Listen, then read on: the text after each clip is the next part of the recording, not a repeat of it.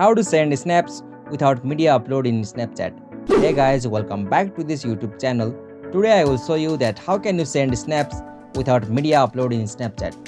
So let's get started. On this process, at first you'll have to open Snapchat with your account. Alright, so after you open the Snapchat with your account, you will got such interface. So now from here, you'll have to tap on your chat section just at the bottom left corner. So simply tap on the friend icon. Now from here, you'll have to choose the conversation or person on Snapchat we want to send a snap. So I will choose this one.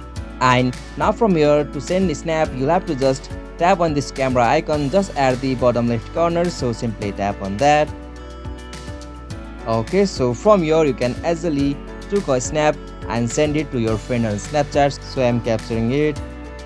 Okay, so as usual from here I can add text here like this. You can add text here, and now from here you will have to just tap on the send icon just at the bottom right corner.